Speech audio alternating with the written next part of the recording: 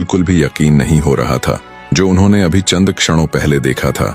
एक बार तो राजा विक्रमादित्य ने सारा भेद जानने के लिए उस कुटिया में जाने का निश्चय किया, पर फिर वो कुछ सोचकर वहीं रुक गए। सुबह हुई तो तांत्रिक फिर से उस अप्सरा सी कन्या को बंदरियां बना रोजमर्रा की तरह नगर की तरफ चला जाता है। तांत्रिक के जाते ही विक्रमादित्य उस तांत्रिक की कुटिया के पास गए और वहां रखे दाएं कलश से पानी ले कुछ छींटे उस बंदरियां पर डाले तो वो तुरंत एक सुंदर कन्या बन गई। राजा विक्रमादित्य ने उससे पूछा कि ये सारा माजरा क्या है, क्यों वो तांत्रिक तुम्हारे साथ ऐसा कर रहा है। राजा विक्रमादित्य की बात सुन उस अप्सरा ने अपनी हकीकत बयां की। हे वीर, मैं स्वर्ग निवासी कामदेव और पुष्पवती की संतान हूँ।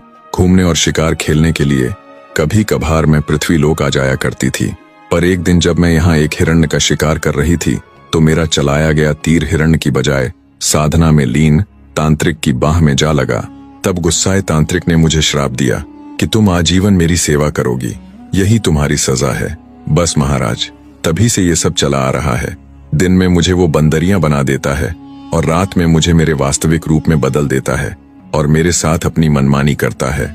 महाराज, उस तांत्रिक ने मुझे केवल अपने भोग की वस्तु बनाकर रख दिया। सुंदरी की पूरी व्यथा सुन राजा विक्रमादित्य को बड़ा दुख हुआ।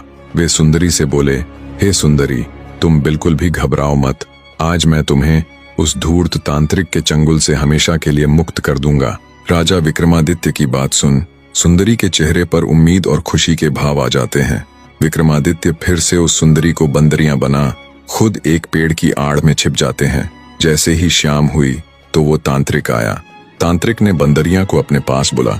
जैसे ही उस पर जल छिड़का वैसे ही फुर्ती के साथ राजा विक्रमादित्य ने बाईं तरफ रखे घड़े में से जल